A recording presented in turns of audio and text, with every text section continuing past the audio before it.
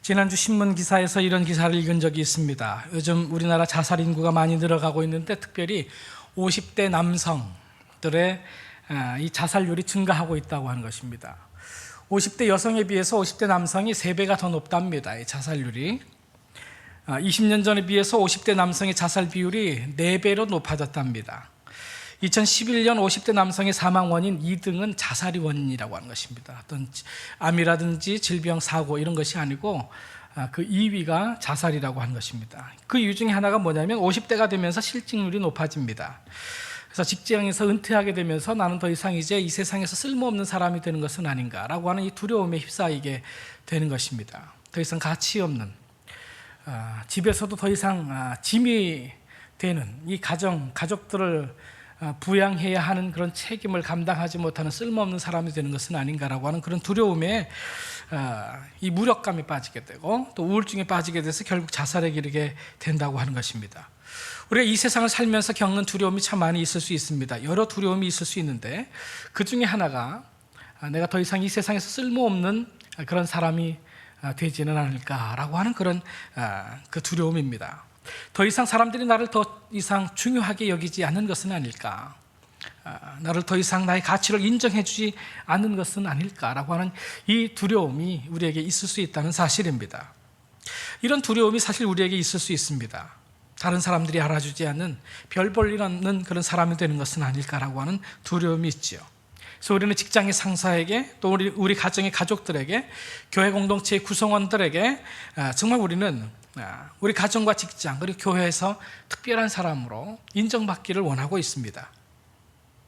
그래서 우리는 다른 사람들이 나를 알아주기를 원해서 내가 아는 유명한 사람들의 이름을 거명하면서 내가 이와 같은 사람을 안다고 얘기를 하기도 합니다.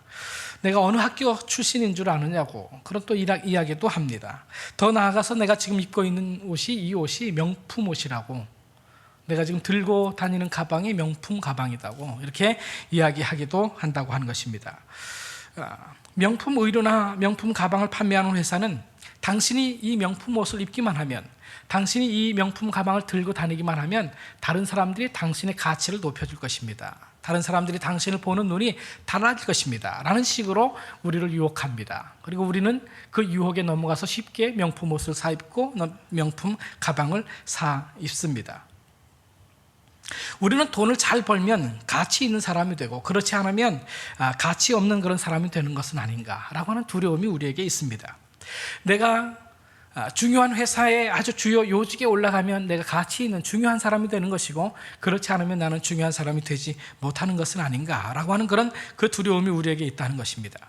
돈을 잘 벌어야 중요한 가치 있는 그런 그 가장이 되고, 돈을 잘 벌지 못하면 더 이상 쓸모없는 가치 없는 가장이 되는 것은 아닌가라고 하는 두려움이 우리에게 있다는 것입니다. 그런데 여러분, 그렇지 않습니다. 우리는 하나님 앞에서 돈을 잘 벌든지 그렇지 않든지, 또는 많이 배우든지 배우지 못했든지 우리 존재 자체가 하나님 앞에서 귀중한 존재라고 하는 사실을 알아야 됩니다. 세상적인 가치에 따른 중요한 사람이 되지 못하는 것에 대해서 두려워해야 할 필요가 없다는 사실입니다. 하나님께서는 우리 있는 그대로 우리를 중요하게 여겨주시고 소중하게 여기시고 우리를 가치 있게 여겨주신다는 사실을 알아야 됩니다. 그렇다면 우리는 어떻게 해야 다른 사람에게 중요한 사람임을 인정받지 못하는 것에 대한 두려움, 내가 이 가치 있는 사람이라고 하는 것에 대해서 인정받지 못할 것에 대한 이 두려움을 어떻게 우리는 극복할 수 있을까요? 나 자신에 대한 성경적 정체성을 가지고 있어야 됩니다. 나는 누구인가? 세상 사람들이 말하는 나, 내 직업이 말하고 있는 나, 내 연봉이 말하고 있는 나가 아니라 성경이 나에 대해서 무엇이라고 말씀하고 있는가라고 하는 사실을 분명히 알게 될 때, 내가 세상의 이 세속적인 가치관에 의해서 인정받지 못한다 할지라도 우리는 그 두려움을 이겨내면서 삶을 살 수 있다는 사실입니다. 나는 누구일까요? 1996년도에 척 팔라니욱이라고 하는 작가가 쓴 소설이 있습니다. 파이트 클럽이라고 하는 소설인데 영화로도 만들어졌습니다. 우리나라에서도 개봉이 된 그런 영화죠. 그 주인공인 타일러라고 하는 사람이 그 영화 가운데 이런 유명한 대사를 칩니다. 내가 은행에 저금해 둔 돈의 액수가 너는 아니야. 너의 직업도 내가 아니야. 너의 가족도 내가 아니지. 내가 누구인지에 대해서 내가 대답하는 그 너가 내가 아니야. 너의 이름도 너가 아니야. 너의 문제도 너가 아니야. 너의 나이도 너가 아니지. 너의 희망도 너가 아니야. 이런 식으로 이제 이 명대사를 하고 있습니다. 그렇습니다. 여러분, 우리의 학력이 내가 아닙니다. 내가 지금 받고 있는 연봉이 곧 내 자신이 아니라고 하는 사실을 알아야 됩니다. 내가 타고 다니는 차, 또 내가 누리는 인기, 내가 아닙니다. 내가 입고 다니는 명품 옷, 그것이 내가 아닙니다. 내가 들고 다니는 명품 가방, 그것도 내가 아닙니다. 내 명함에 찍혀있는 그 많은 직함, 그것도 내가 아니라고 하는 사실을 알아야 됩니다.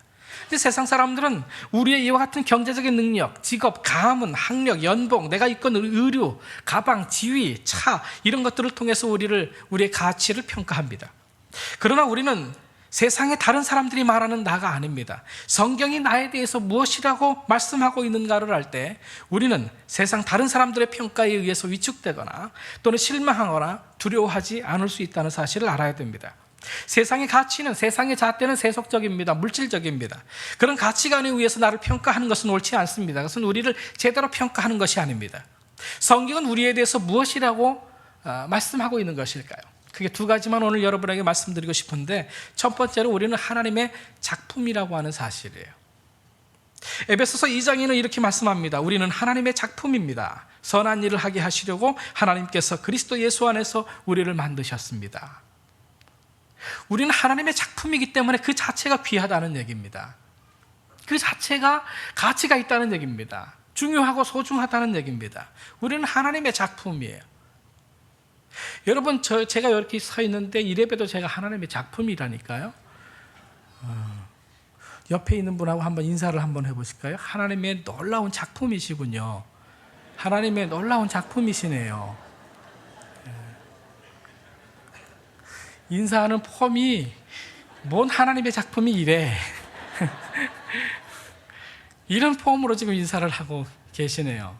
그래서 어거스틴은 이런 얘기를 합니다. 인간은 높은 산과 바다의 거대한 파도와 굽이치는 강물과 광활한 태양과 무수히 반짝이는 별들을 보고 경탄하면서도 그러나 자신의 몸, 자신의 존재에 대해서는 경탄할 줄을 모른다. 그런 얘기를 했습니다. 여러분에게 하는 얘기에 있어. 어거스틴이 경탄할 줄을 몰라요. 하나님의 작품을 보고서도 이게 하나님의 작품인 줄 모르고 있어요. 이게 왜 하나님의 작품인가? 여러분, 시편 139편에는 이렇게 말씀합니다. 주께서 내 장부를, 내 내장들을 지으시고 내 모태에서부터 나를 조직하셨습니다.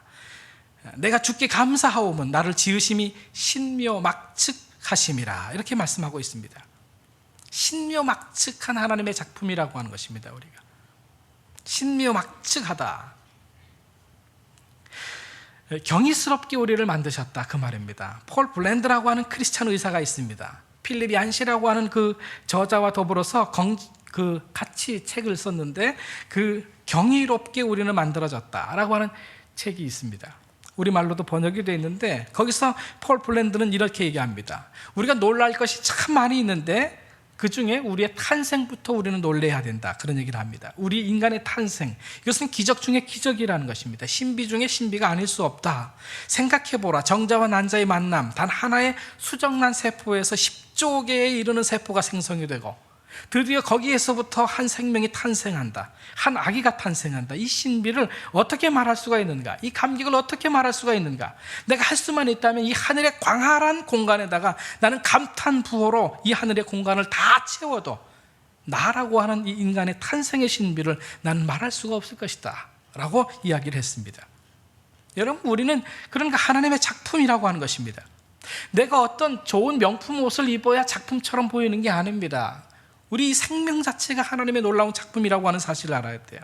내가 돈을 잘 버는 능력이 있어야 내가 작품이 되는 게 아닙니다. 학력이 좋아야 되고, 직장의 지위가 높아야 되고, 반듯한 직업을 가져야 되고, 내가 가치가 있고 중요한 사람이 되는 것은 아니라고 하는 사실을 알아야 돼요. 우리 존재 자체가 하나님의 놀라운 가치 있는 작품이라고 하는 사실을 믿어야 돼요.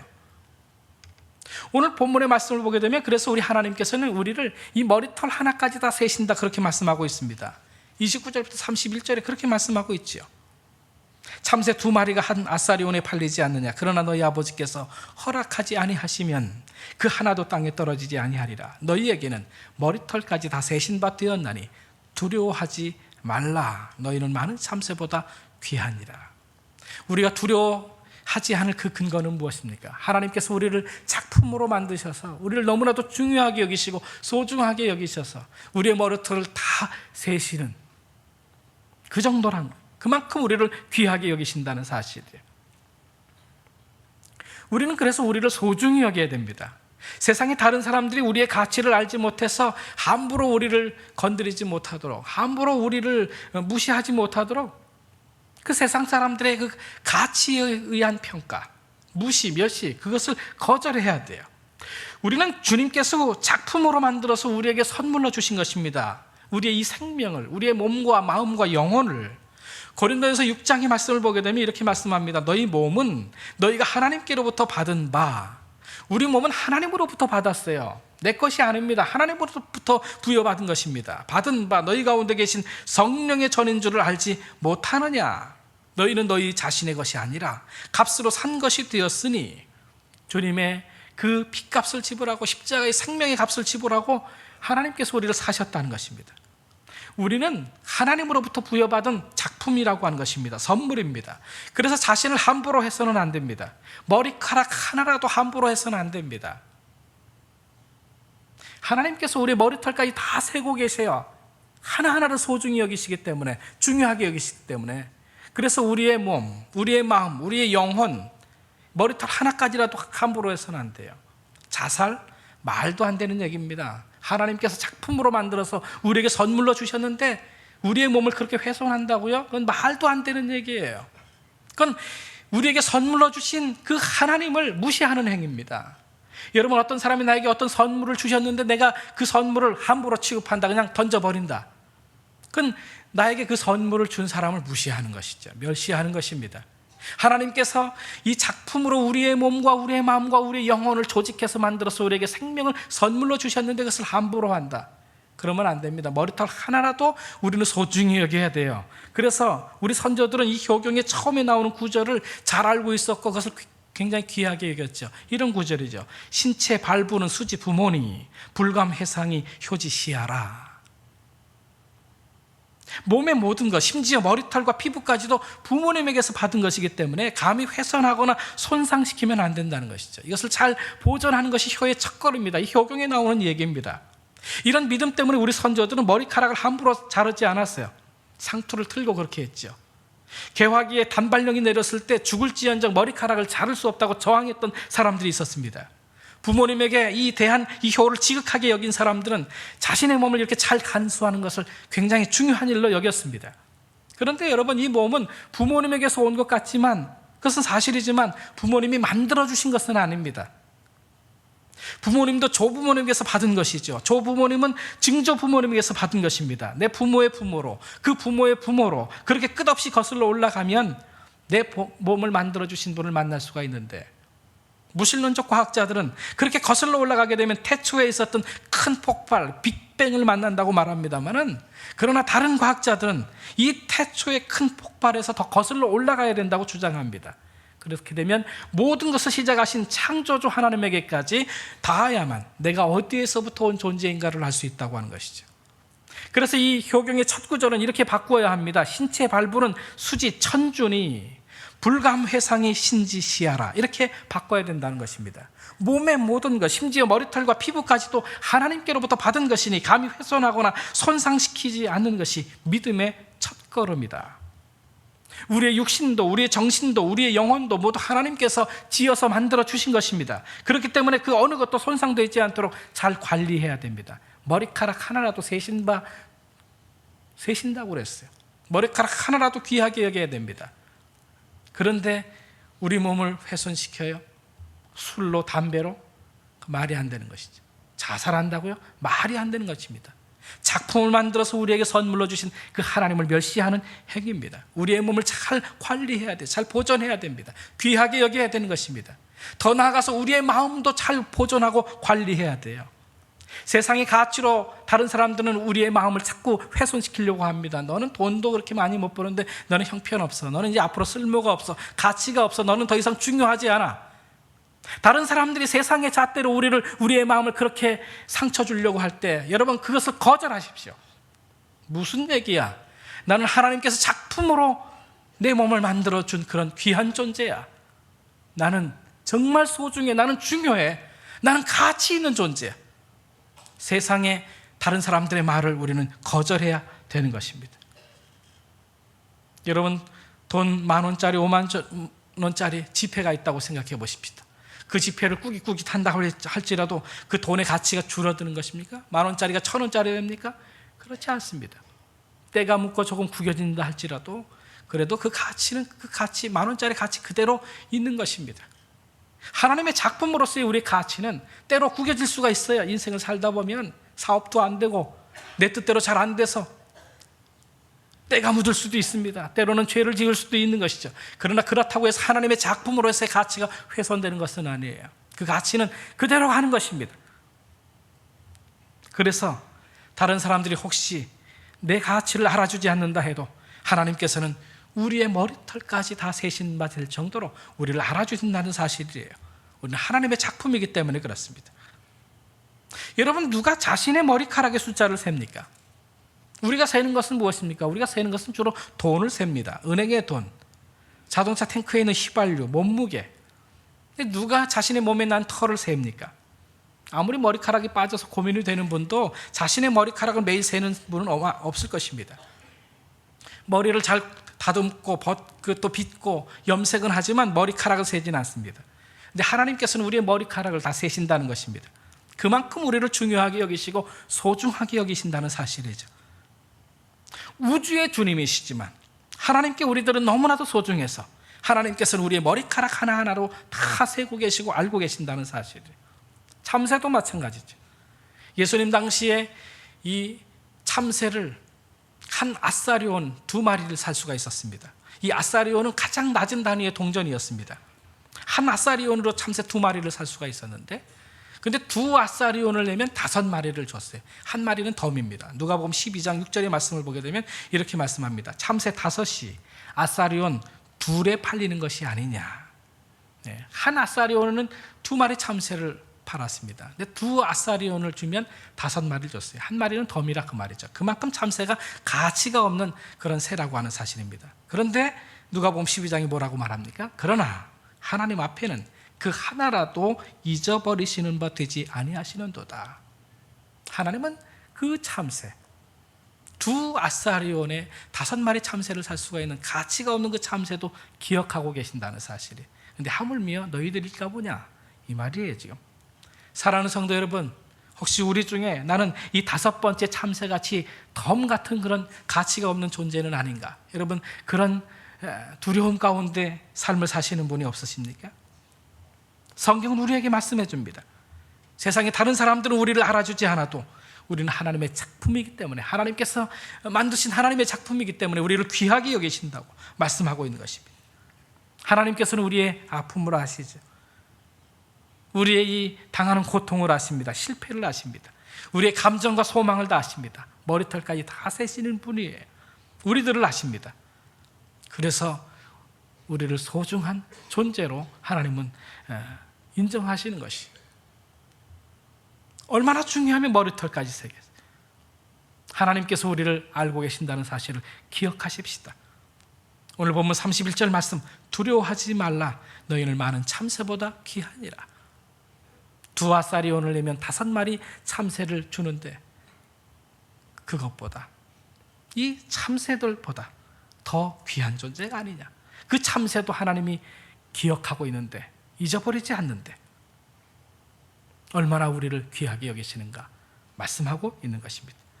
여러분 이 진리의 이 복음의 말씀을 우리가 늘 기억하게 될 때 세상 사람들이 우리를 중요하게 여기지 아니한다 할지라도 세상 사람들이 우리의 가치를 인정하지 못한다 할지라도 두려워하지 않을 수가 있는 것이 이 말씀을 꼭 기억하십시다. 2번째로 우리는 예수님을 믿는 믿음으로 하나님의 자녀가 돼서 하나님 나라의 후사가 되었다는 사실을 기억해야 합니다.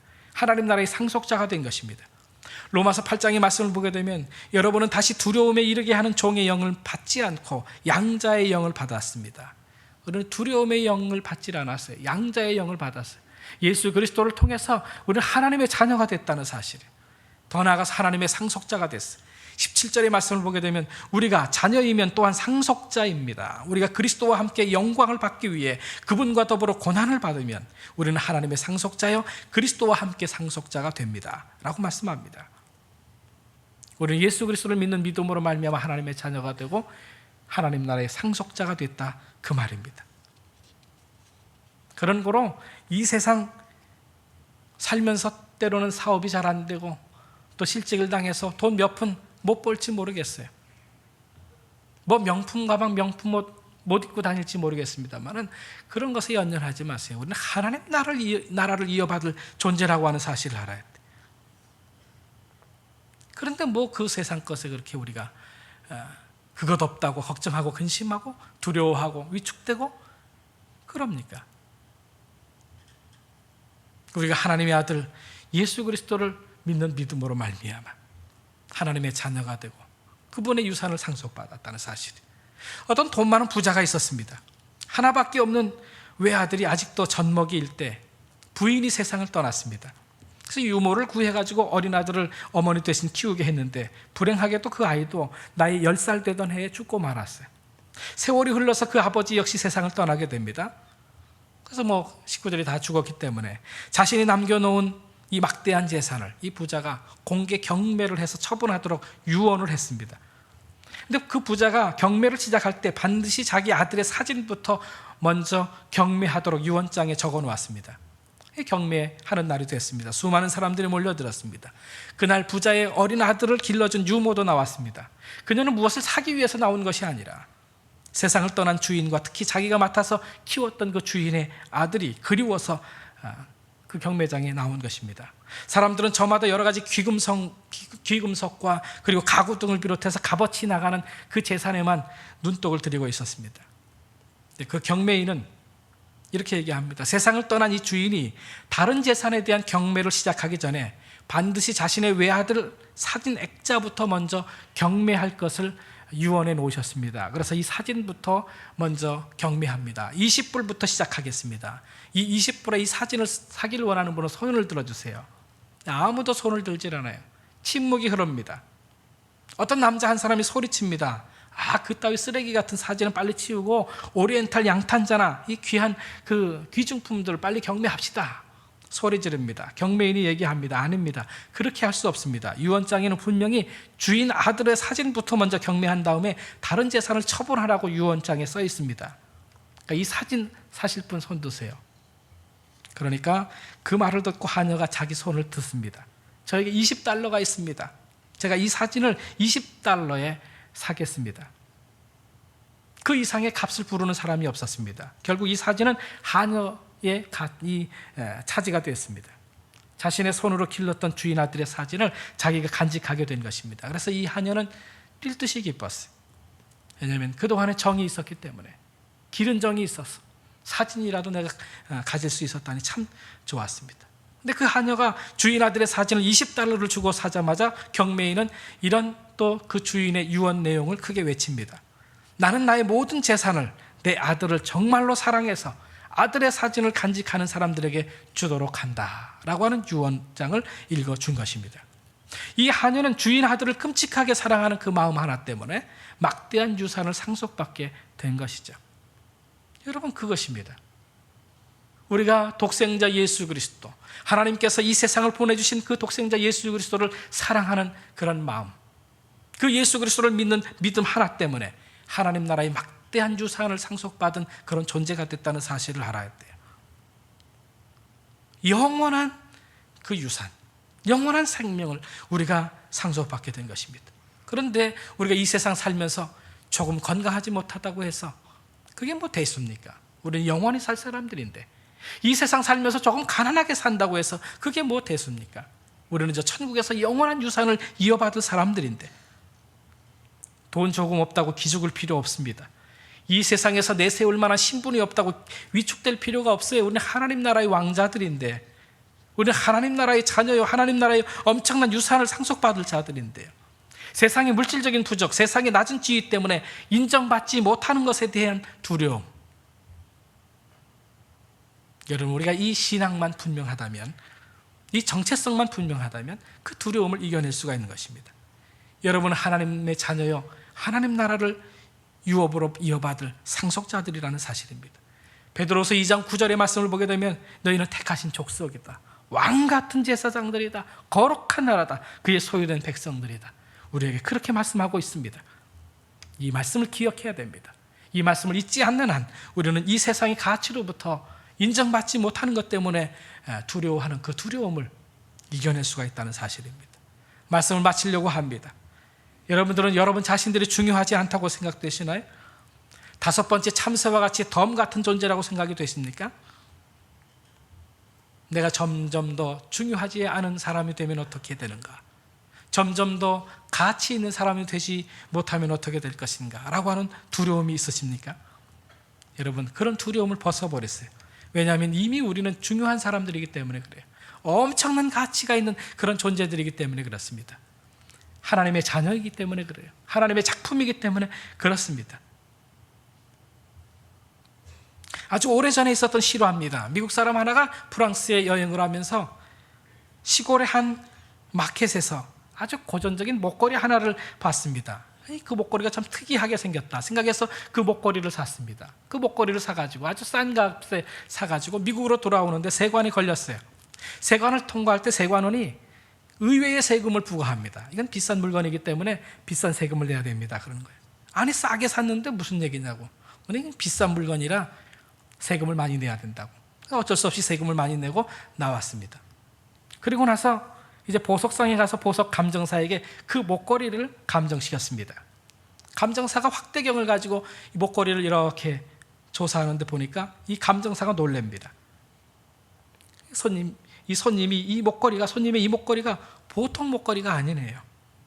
좀 한번 보십시오 하고서는 확대경으로 가만히 이렇게 보여주는데 보니까 거기 사인이 하나 있어요. 글자가 새겨져 있습니다. 이름이 새겨져 있어요.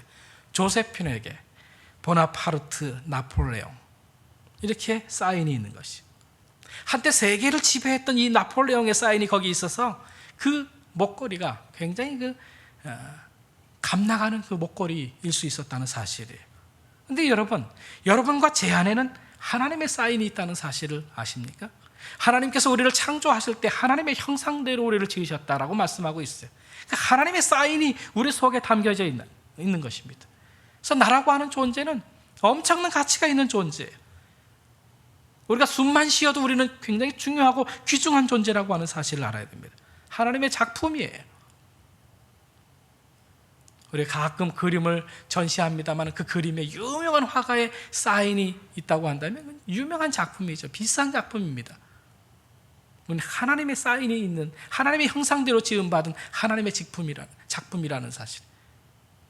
두 번째로 우리는 하나님의 크신 사랑으로 독생자 예수님을 믿는 믿음으로 하나님의 자녀가 됐고 하나님 나라의 이 유업을 상속받을 자들이기 때문에 우리는 귀중한 존재들이라고 하는 사실이죠. 성경은 우리에게 무엇이라고 말씀합니까? 다른 사람이 우리에 대해서 어떻게 말하든 어떻게 생각하든 우리는 하나님의 자녀이기에, 하나님의 작품이기에 귀하다.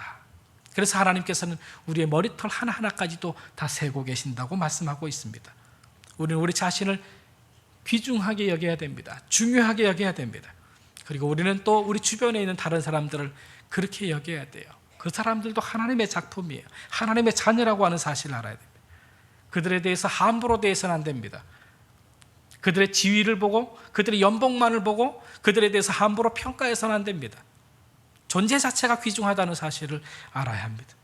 우리가 얼마나 중요한 사람인가를 아는 사람은 주변의 사람들도 얼마나 중요한 사람인가를 알아야 합니다. 이 진리를 깨달음으로 자신이 중요하지 않은 존재가 되어가면 어떻게 할까라고 하는 이 두려움에서 승리하시는 저와 여러분 되기를 주님의 이름으로 축원합니다. 기도하겠습니다.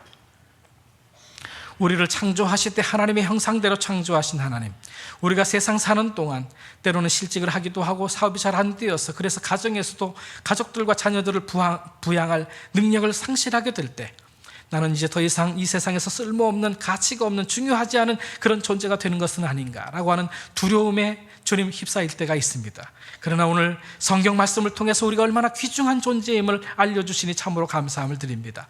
세상 사람들이 아무리 나를 중요하게 여기지 않아도 주님은 우리를 소중하게 여겨주시니 세상 사람들의 평가와 인정에 두려워하지 않고 당당하게 하나님의 자녀로서, 하나님 나라를 상속받을 자로서 당당한 삶을 살아나가는 우리 모든 성도들이 되게 하여 주시옵소서.